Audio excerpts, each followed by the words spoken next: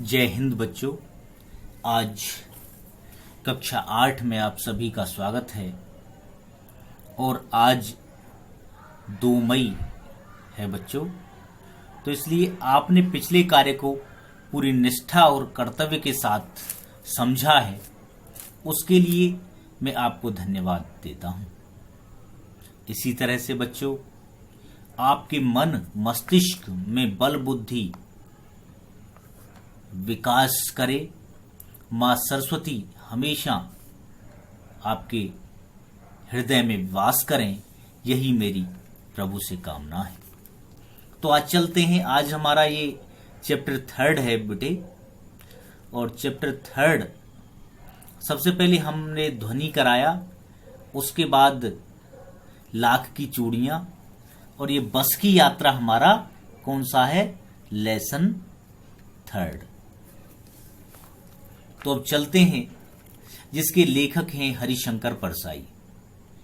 और बच्चों, ये एक व्यंग है। व्यंग, हाँ, हमारे जो हरिशंकर परसाई हैं वो व्यंगकार हैं। तो उनका इस निधि से ओतप्रोत यह पाठ हमें बहुत कुछ शिक्षा देगा। चलिए चलते हैं। तो बच्चों, आज हम जानेंगे क्लास 8 हिंदी चैप्टर 3, जिसका शीर्षक है बस की यात्रा, जिसके लेखक हैं हरिशंकर परसाई। इस पाठ के माध्यम से लेखक ने अपनी एक यात्रा के बारे में बताया है कि कैसे कुछ मुनाफा कमाने के लिए कुछ प्राइवेट ट्रेवल कंपनी खराब बसों को चलाते हैं। इस पाठ के माध्यम से लेखक ने अपनी यात्रा के समय आने वाली परेशानियों का वर्णन किया है। कुल मिलाकर इस कहानी में लेखक ने व्यंग्यात्मक एवं हास्यप्रद बातें कही हैं, जिससे यह कहानी रोचक बन जाती है। अब हम बच्चों इस पाठ का सारांश आपके समक्ष प्रस्तुत कर रहे हैं। उम्मीद है कि आप पूरी ध्यान से इसको देखेंगे। प्रस्तुत पाठ एक यात्रा वृत्तांत है, ठीक है ना। ये यात्रा वृत्तांत लिखा है हरिशंकर परसाई जी ने, जो व्यंग्यात्मक शैली में लिखा गया है। तो देखिए, लेखक हो या कवि हो, वह जो सच्ची घटनाएं होती हैं उसके साथ जो घटती हैं वो अपने लेखन के द्वारा हमारे समक्ष प्रस्तुत करता है। तो ये व्यंग्यात्मक शैली में लिखा गया है, क्योंकि इस पर कमेंट किया गया है। इस पाठ के माध्यम से यह बताया गया है कि प्राइवेट बस कंपनी के मालिक कैसी कैसी खटारा बसें चलाते हैं। वे अधिकाधिक मुनाफा कमाने के चक्कर में यात्रियों की जान के साथ खिलवाड़ करने में भी संकोच नहीं करते।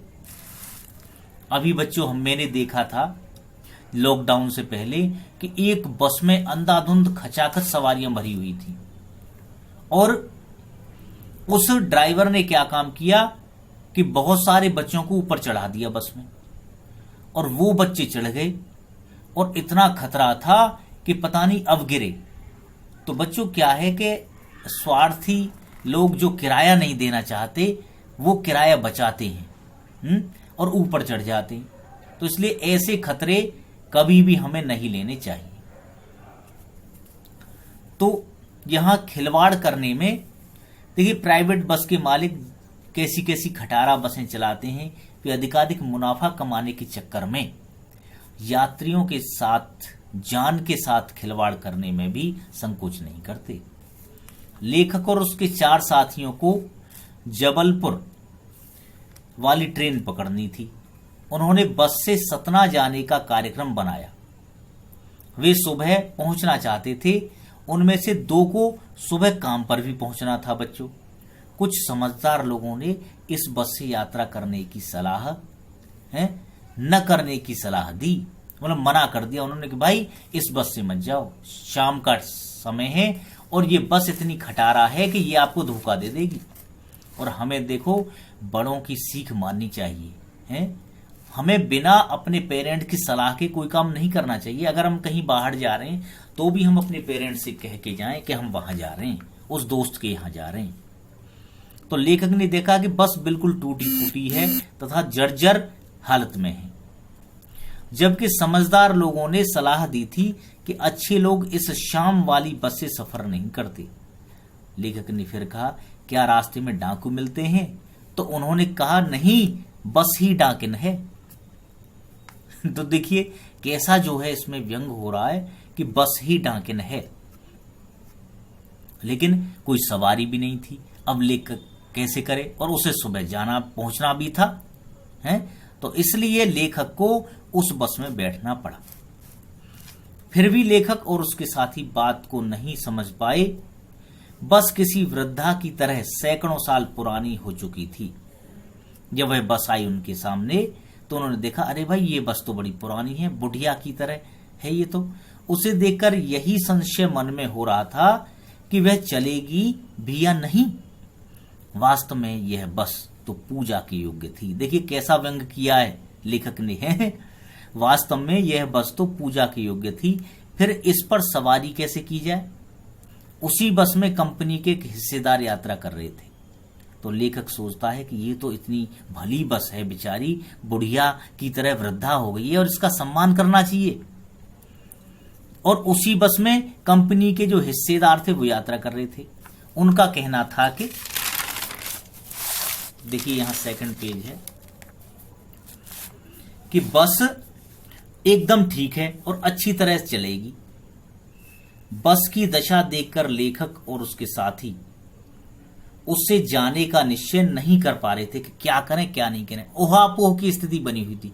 देखो जब तक हमारी आत्मा जवाब न दे कि यह कार्य अच्छा है या बुरा है तब तक हमें उसमें हाथ नहीं डालना चाहिए, है? हाँ, इसलिए सोच विचार, और अगर सलाह लेनी जरूरी है, कोई भी कार्य करें आप सलाह से करें। लेखक को ताज्जुब हो रहा था कि ऐसी बस अपने आप चलती है, परंतु डॉक्टर मित्र ने लेखक से कहा, डरो मत, चलो, बस अनुभवी है, बस अनुभवी है, एक्सपीरियंस्ड है, ये बहुत पुरानी हो गई है, चलते चलते इसको अनुभव हो गया है।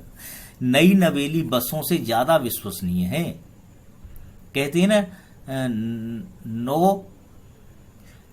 तो देखिए नई नवेली बसों से ज्यादा विश्वसनीय है। नया 9 दिन, पुराना 100 दिन, आपने कहावत सुनी होगी। तो यहां भी लेखक ने और उसके साथियों ने कहा, डरो मत, चलो चलते हैं, हमें बेटों की तरह प्यार से गोद में लेकर चलेगी।